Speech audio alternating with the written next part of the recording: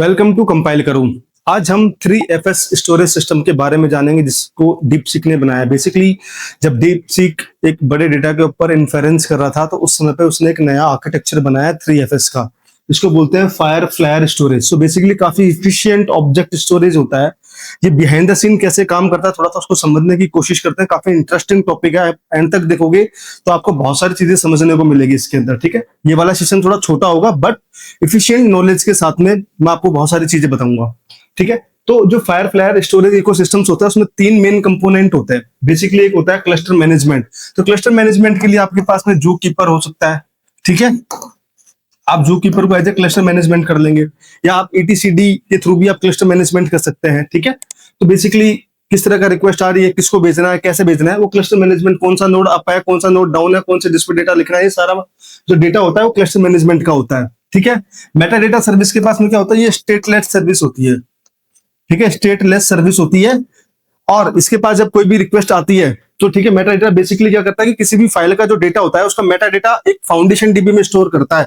तो foundation dB आपके पास में जो होती है वो एक डिस्ट्रीब्यूटेड ट्रांजेक्शन डेटाबेस होता है। फाउंडेशन डीबी आपके पास डिस्ट्रीब्यूटेड ट्रांजेक्शनल डेटाबेस होता है जो कि स्ट्रॉन्ग कंसिस्टेंसी की गारंटी देता है आपको डेटा के साथ में। ठीक है, तो सारा का सारा जो मेटा डेटा होता है उस वाली फाइल का, उस वाले डेटा का जो मेटा डेटा सर्विस में स्टोर होता है, और ये स्टेटलेस सर्विस होती है। ठीक है, इसके बाद में आपके पास में आता है स्टोरेज। तो basically behind the scene storage किस तरीके से काम करता है, किस मैकेनिज्म को फॉलो करता है 3FS, उसके बारे में भी अपन जानेंगे। उसके बाद आता है क्लाइंट, मतलब जिससे आप कनेक्ट करते हो। तो एक होता है फूज क्लाइंट। फूज क्लाइंट के साथ में कुछ लिमिटेशंस होती है कि ये थोड़ा सा ओल्डर है, तो इसमें लिमिटेशंस क्या होते हैं कि कनकरेंट वे में आप किसी भी फाइल में राइट नहीं कर सकते, वहां पे फाइल डिस्क्रिप्टर का लिमिटेशंस होता है। उसकी वजह से इन्होंने एक नेटिव भी बनाया जो कि असिंक जीरो कॉपी API को सपोर्ट करता है। तो जीरो कॉपी के बारे में हमने जाना था कि हम काफी सारे पाथ को अवॉइड करके डायरेक्टली डिस्क पे डेटा राइट कर सकते हैं। काफी एफिशिएंट भी होता है जीरो कॉपी। अगर आपको उसके बारे में जानना है तो आप हमारे प्रीवियस सेशन में जाके उसको देख सकते हैं डिटेल में।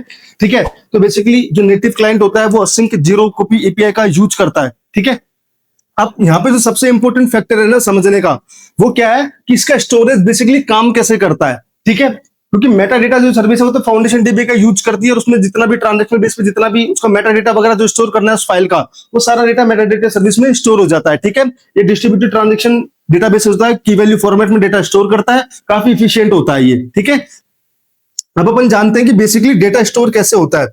तो अगर आप देखेंगे ओवरव्यू कुछ इस तरह से आपको दिखाई देगा। मान लीजिए आपके पास में क्लस्टर मैनेजमेंट के लिए आपके पास कोई सर्विस है। ठीक है, ये क्लस्टर मैनेजमेंट का कोई सर्विस है। उसके बाद में आपके पास में मल्टीपल मेटा डेटा सर्विस होंगी। ठीक है, मेटा डेटा सर्विस होंगी 1 2 करके। ठीक है, इन मेटा डेटा सर्विस के नीचे अगर आप देखेंगे तो आपके पास में एक स्टोरेज की लेयर होगी। यहाँ पे मल्टीपल SSDs होंगी।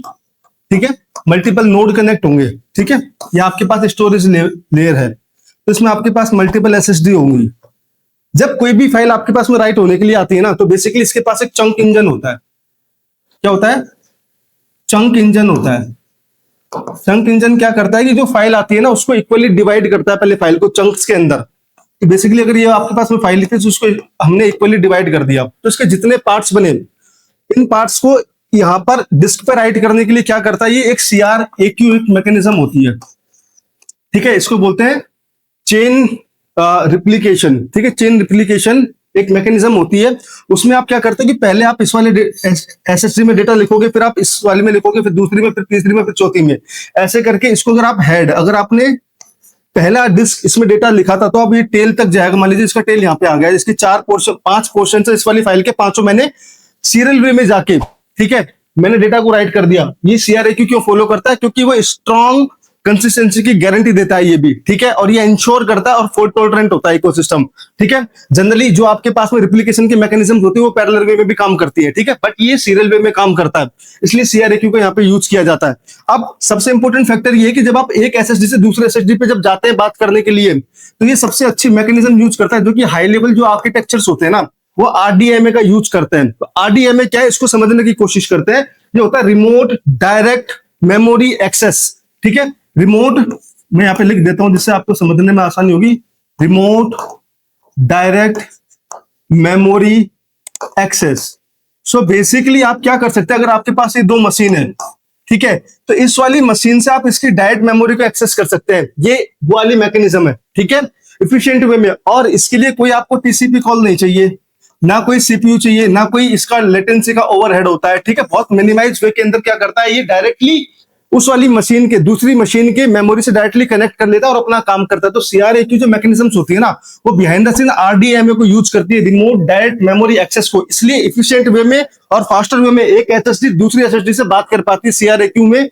जब आप चंक्स को मल्टीपल एसएसडी पर राइट करने जाते हैं तो, ठीक है। तो जब आप कोई भी डेटा राइट करते हैं तो राइट करते समय आपको डेटा सबसे पहले हेड पे राइट करना पड़ेगा, उसके बाद टेल तक जाते हो आप, है ना। इसमें एक मैकेनिज्म होती है हेड टू टेल जाने के लिए। तो यहाँ पे अपन ने तीन चीज समझी कि जनरली मल्टीपल एसएसडी होती है, वो आपस में बात करती हैं, उसके लिए सीआरए की एक मैकेनिज्म होती है जो कि सीरियल वे में डेटा को SD1 से SD2 SD3 तक जाती है, SSD1 SSD2 SSD3 तक जाती है।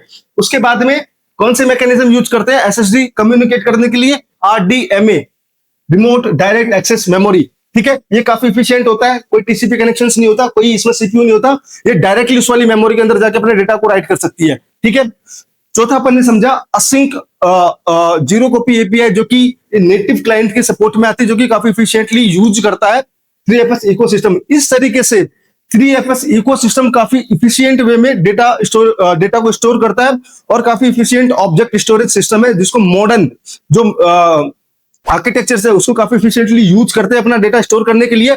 और जब डीपसीक ने इन्फेरेंस करा था काफी बड़े डेटा के ऊपर, तो उसने सारा का सारा डेटा यहाँ पे स्टोर करके रखा था इस वाली फाइल स्ट्रक्चर में। अगर आप स्टैंडर्ड ऑब्जेक्ट स्टोरेज पे जाओगे तो काफी सारी लेटेंसी उसमें ऐड ऑन हो जाती है और उस वे में आप स्केल नहीं कर पाओगे अपने सिस्टम को फास्टर वे में, ठीक है।